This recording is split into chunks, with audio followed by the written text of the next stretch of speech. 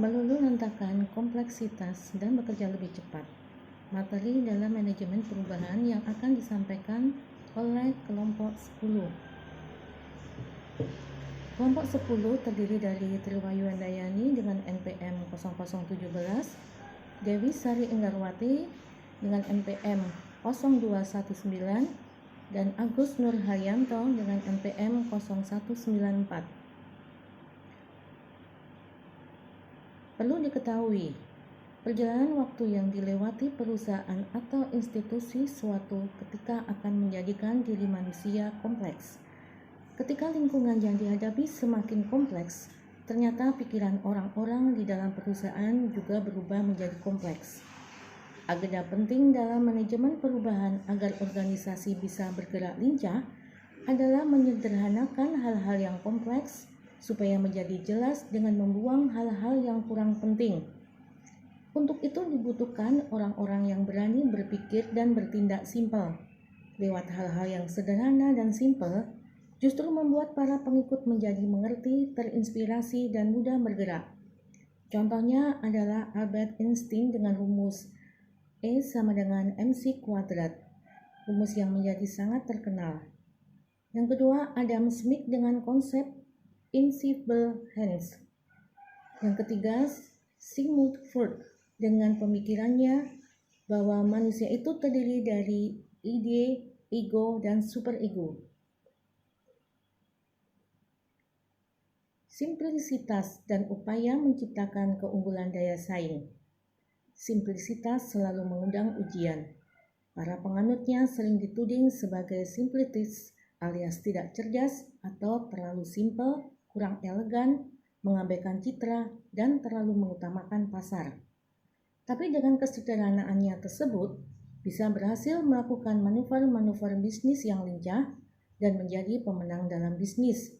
Contoh kasus Southwest yang menyediakan tulisan "This is ticket" di belakang kertas kecil cash register agar kertas tersebut tidak mudah hilang. Simplisitas merupakan alat yang penting untuk memperoleh posisi daya saing. Seperti yang dikatakan Jensen 2000, mempercayai bahwa simplisitas selalu dapat membantu manusia bekerja lebih cerdas atau smart working. Outsourcing. Konsep outsourcing artinya kembali ke bisnis inti dan bekerja secara simpel dengan cara menyerahkan aktivitas-aktivitas penunjang pada pihak lain.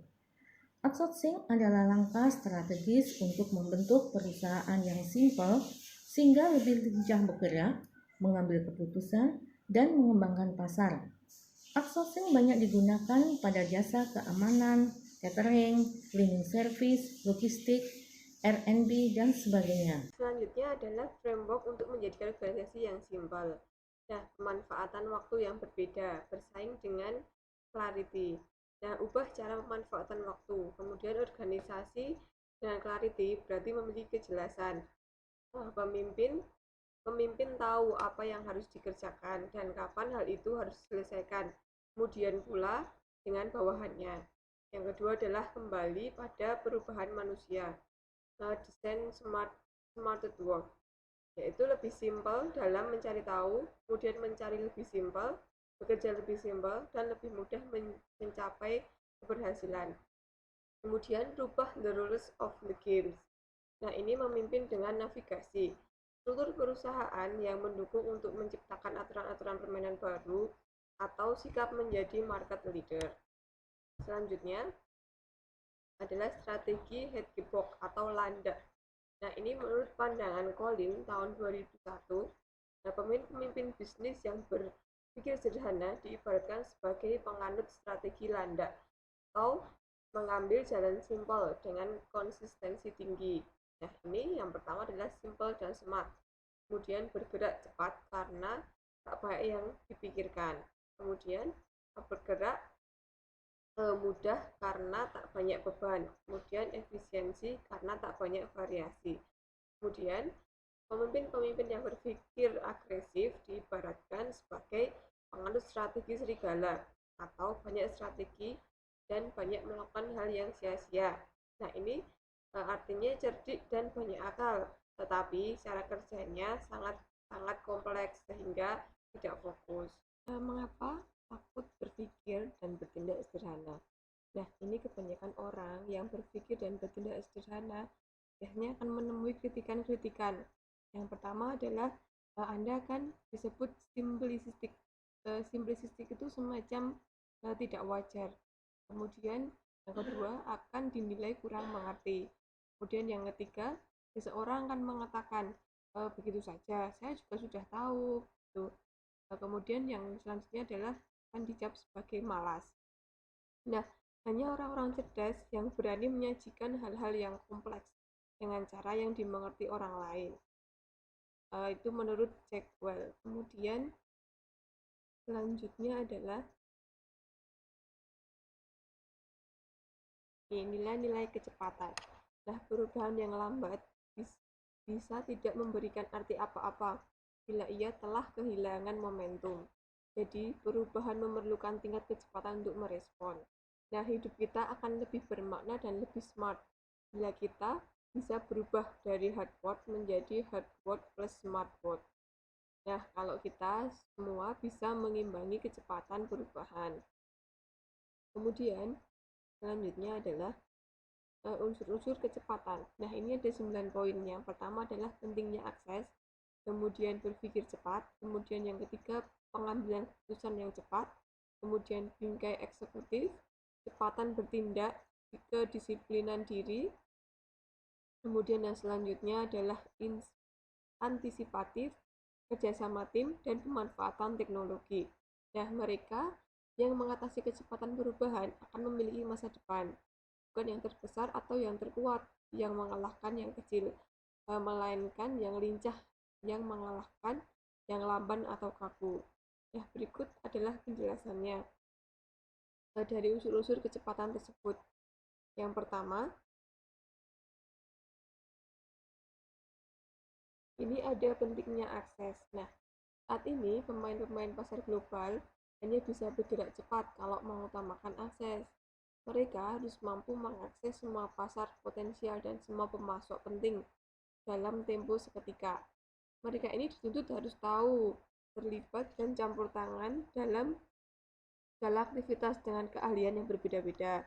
Contohnya perusahaan Nike. Nah, ini membuat sepatu merek yang tidak memiliki pabrik. Bagi Nike, akses jauh lebih penting daripada asetnya. Nah, dengan berkonsentrasi pada pengembangan desain, pembangunan jaringan pemasaran, dan produk image, Nike ini dengan cepat dapat mengendus pasar dan mengubah desain seketika. Nike bisa melakukan semua manuver itu dengan kekuatan akses ke pabrik sepatu unggulan yang sesuai dengan spesifikasi mereka di seluruh dunia.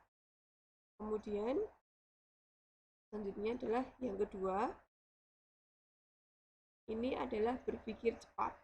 Nah, manusia dituntut berpikir lebih cepat, artinya fokus pada hal-hal yang pokok dan mampu merespon dengan cepat. Nah, kalau informasi terakses begitu mudah dan data-data dengan cepat dapat disajikan. Kemudian bila sudah terbiasa berpikir cepat, familiar dengan data dan masalah, dan didukung oleh tenaga ahli yang mampu berpikir sederhana dan cepat, maka dalam merespon hal-hal pokok dan penting akan lebih cepat. Tidak harus berminggu-minggu, tapi cukup dengan 1 atau 2 jam saja. Kemudian yang ketiga, pengambilan keputusan yang cepat. Nah, ini mengapa menjadi lambat atau ragu-ragu nih menjadi mengambil keputusan? Itu ada 7. Yang pertama adalah pembelajaran yang lambat. Nah, ini dibutuhkan latihan untuk mempelajari sesuatu yang baru dengan cepat. Kemudian tidak kenal masalah. Nah, ini dibutuhkan familiaritas terhadap masalah untuk dapat cepat mengambil keputusan. Kemudian yang ketiga, conflict of interest. Ini dengan banyaknya konflik menjadikan ragu-ragu dalam mengambil keputusan. Kemudian posisi hasil kompromi. Posisi dalam pekerjaan berasal dari hasil kompromi menjadikan ragu-ragu dalam mengambil keputusan dan selalu meminta pendapat lawan dan kawan terlebih dahulu. Kemudian yang kelima adalah prosedur yang menghambat. Nah, peraturan organisasi ini bisa membelenggu seseorang untuk menjadi pemimpin yang otonom, mandiri, dan berani. Kemudian yang keenam adalah tim yang lemah. Ini dibutuhkan tim yang solid dan bekerja cepat, yang dapat membawa informasi lebih cepat. Kemudian yang ketujuh, adanya persepsi terhadap resiko. Nah, persepsi ini kalau resiko yang harus ditanggung terlalu besar akan membuat ragu-ragu dalam mengambil keputusan. Untuk materi selanjutnya akan disampaikan oleh Pak Agus. Untuk selanjutnya simbol bingkai eksekutif. Ada 4 simbol: terkendali, lepas, lemah, dan kuat. Yang pertama tipe headline dengan simbol segitiga. Maksudnya eksekutif dengan kepemimpinan kuat tetapi emosinya sangat dikendalikan. Cenderung independen, energik, tegas, dan sibuk. Kemudian mudah mengambil keputusan. Yang kedua tipe ilustrasi dengan simbol seperti sigma, yaitu kuat. Tipenya tipe ideal, kepemimpinan yang kuat, bekerja dengan emosi namun tidak emosional, cenderung kompetitif, dinamis, menarik, dan optimis. Ciri yang ketiga, mengambil keputusan didasarkan pemikiran bersama, semangat diskusi, pemikiran kreatif dan radikal, inovatif, dan menyenangkan. Tipe logo O, kepemimpinan lemah tetapi emosinya lepas, menghargai konsensus tapi enggan mengambil keputusan sehingga perlu diberikan support, mengutamakan kebersamaan, hubungan legalitas, dan kekeluargaan. Yang keempat, tipe analis yang disimbolkan dengan bentuk kubus. Kepemimpinannya lemah dan emosinya sangat dikendalikan, cenderung kaku, banyak berpikir dan kadang lamban. Tidak mudah mengambil keputusan, butuh detail bersama dengan analisis dan implementasinya. Selanjutnya kecepatan bertindak.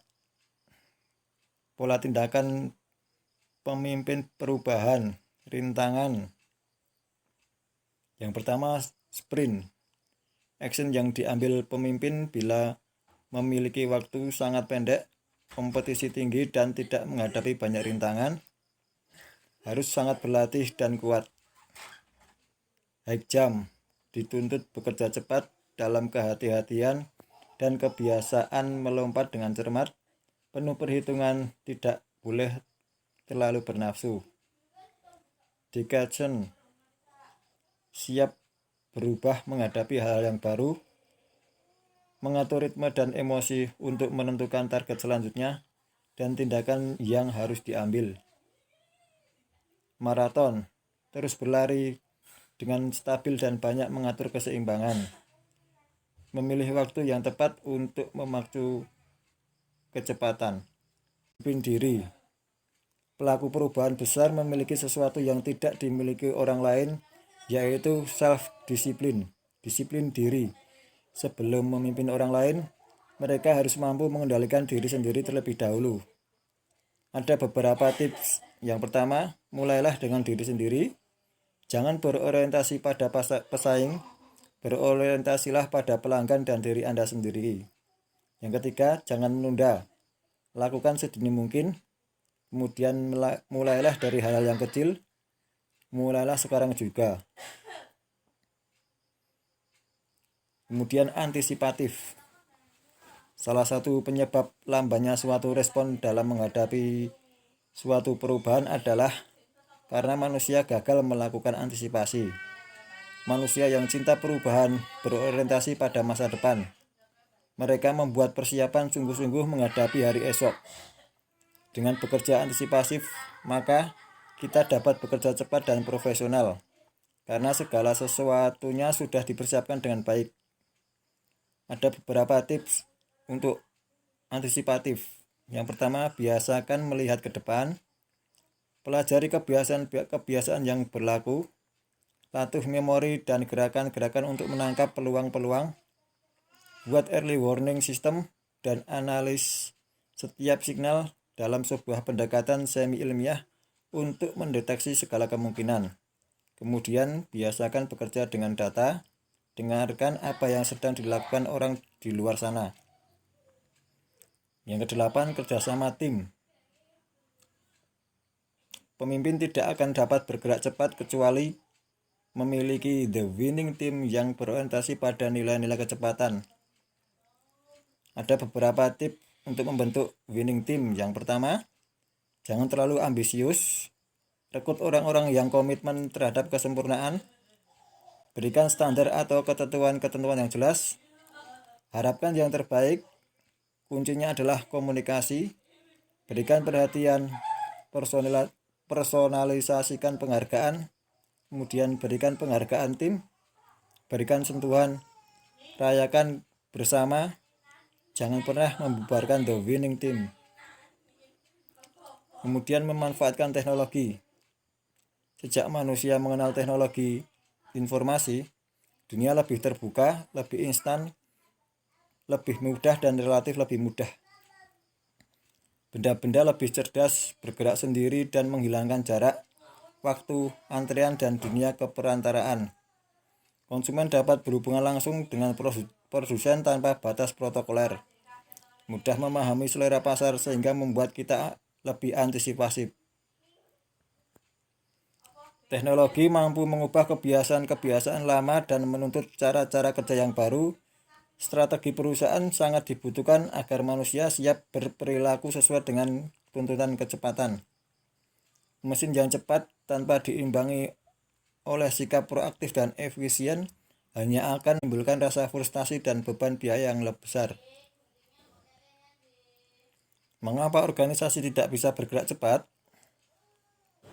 Disebabkan karena manusia lambat, desain organisasi yang kompleks, office politik, peraturan-peraturan yang menyulitkan, tidak ada kapasitas belajar.